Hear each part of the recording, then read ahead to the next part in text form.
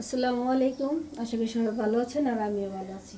আজকে দুপুরের জন্য ভাত রান্না বসাই দিলাম আর এখানে গরম পানি কিসের জন্য আজকে দেখেন। আমি আজকে একটা গরুর তিলি রান্না করব। আর কীভাবে রান্না করব অবশ্যই দেখবেন।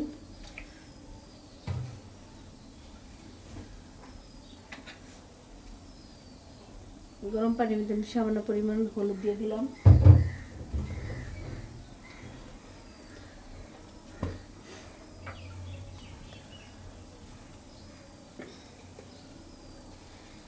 আর অল্প একটু লবণ দিয়ে দিলাম।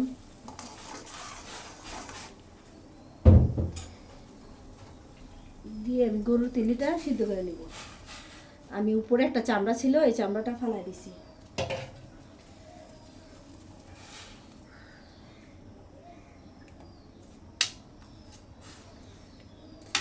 অবশ্যই ভালো করে সিদ্ধ করে নেবেন।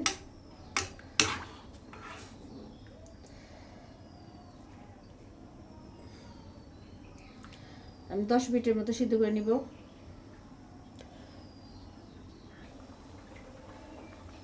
এই দেখেন আমার সিদ্ধ হয়ে গেছে। এখন আমি উঠায় ফেলাবো। ভালো করে 10 মিনিটের উপরে সিদ্ধ করে নিলাম। এই তো আমার সিদ্ধ হয়ে গেছে। এখন এই যে এই পাতিলে দিয়ে দিব।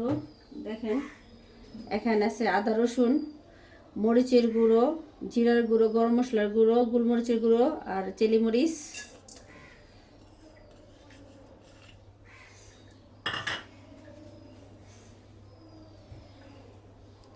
দিয়ে দিব সস একটু,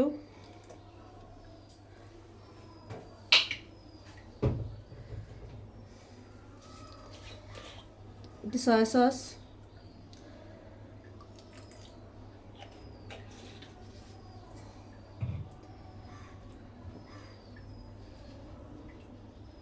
হালকা একটু লবণ,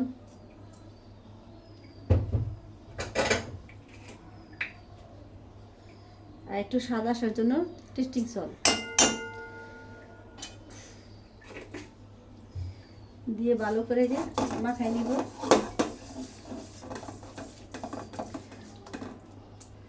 মাখাই নিয়ে আগের থেকে এই যে সিদ্ধ করা তিল্লি দিয়ে দিব।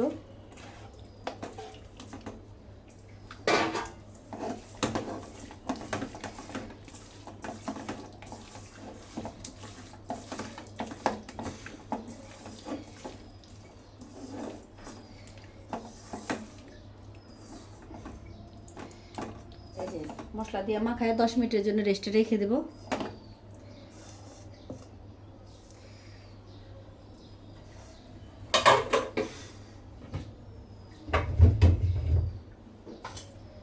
এই যে কড়াই বসিয়ে দেব।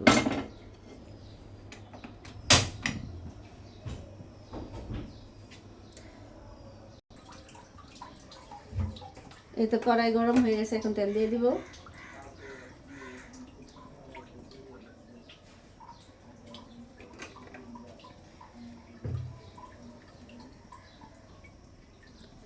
তেলটা আমার গরম হয়ে গেছে, এখন আমি আলু কুচিগুলো দিয়ে দিব।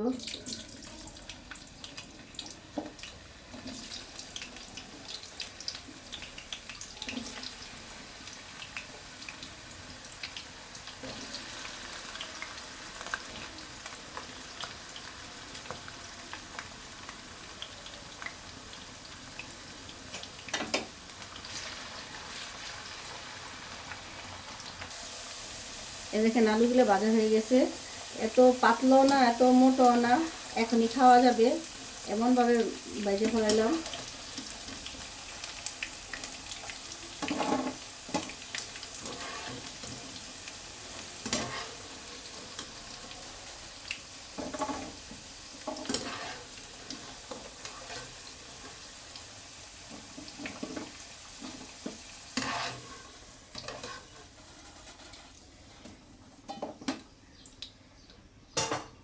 এখন দিয়ে দেবো পেঁয়াজ কুচিগুলা, একটু একটু ব্রেস্তা করে নিব।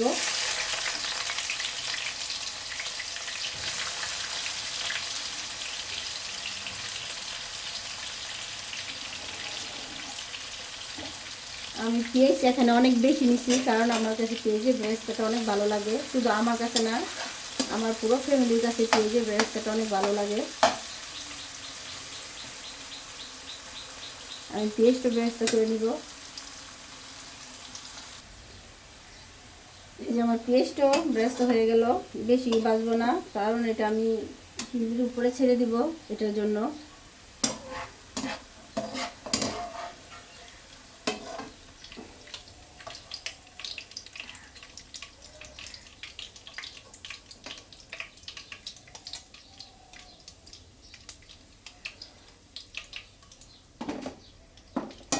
আর এখানে যে তেল আছে এই তেলেই আমি তিলিটা ভেজে নিব, কারণ তিলি বেশি তেলে ভাজলে এই তিলের মধ্যে যে মশলাটা আছে এই মশলাটা উঠে যেতে পারে।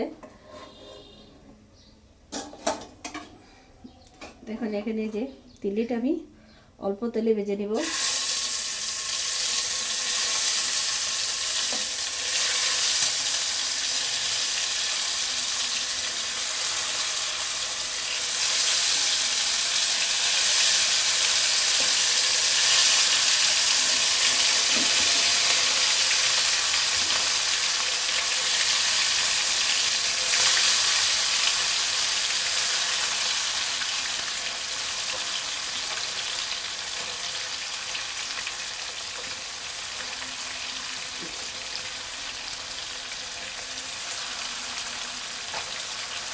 আমি জানি না কে কীরকম করে রান্না করে খান, আমি চিল্লি রান্না করি না, চিল্লিটা বেশিরভাগ এরকম মশলা মাখায় আমি ভাজি ফ্রাই করি। মানে আমার কাছে রান্নার থেকে ফ্রাই করাটা অনেক ভালো লাগে। আর অবশ্যই অনেকে ট্রাই করে দেখতে পারেন।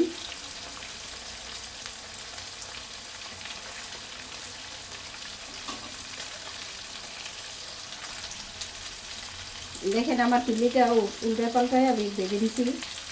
এখন দিয়ে দিব যে চিল্লির মশলার মধ্যে কাঁচামরিচ, যেহেতু একটু ভাজা খাবো, একটু ভাজার মধ্যে জাল না হলে হয় না।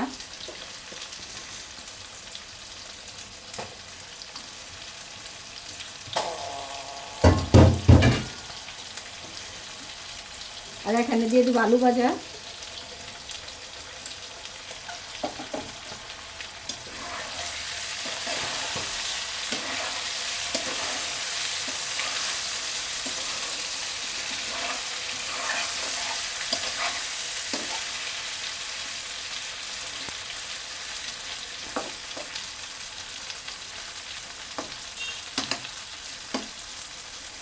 এভাবে আমি উল্টে পাল্টে আরো 5-10 মিনিট ভাজবো।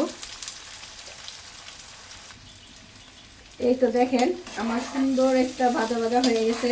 আমি আগেই বলছি তিল্লি আমি রান্না করে খাই না, এরকম মশলা দিয়া ভাইজা খাই। আর এখন আমি কি দিয়ে দিব দেখেন, এই যে পেঁয়াজের বেরেস্তাটা অল্প দিয়ে দিব। আম্মু, বলো। তুমি আমরা নামাজ পড়তে আস্তে আস্তে তুমি এত সুন্দর করে বানিয়ে ফেলেছো। হ্যাঁ, আমার কথা কি, তুমি আর তোমার বাপে আইনা দিবা, আমি ভালো ভালো রান্না করে তোমাদেরকে দিব। আর রান্নার থেকে এই বাজারটা যে এত মজা, তুমি রান্নার জন্য এক্সপার্ট। কেউ লুচি পরোটা বা এই রুটি আমার ভাতের সাথে দিলে তো আবার ভাতের সাথে পোলাওর সাথে খেতে পারেন। আর আজকে আমরা খাবো ভাতের সাথে। আমার এখানেই অনেক ভালো লাগতেছে। এই যে দেখেন আমার রান্নাটা কেমন হয়েছে জানাবেন। এটা গরু তিল্লি দেখেন, এখন খাবো। আর উপরে এই যে পেঁয়াজের বেরেস্তাটা দিয়ে দিব। অবশ্যই সবাই কমেন্টে জানাবেন। আর আরেকটা কথা না বললে নয়, অনেকে মানে শর্ট ভিডিও দেয় বা আমিও দেই, কিন্তু আমি চেষ্টা করি আপনাদের মাঝে পুরো ভিডিওটা রেসিপিটা রাখতে, কারণ আমি তো আগে রান্না করতে পারতাম না। এমন আছে আমার মতো সবাই কেউ রান্না করতে পারে না, কিন্তু ইচ্ছা করলে আমার আইডিতে ঢুকে রান্নাটা দেখে রান্না করতে পারবেন।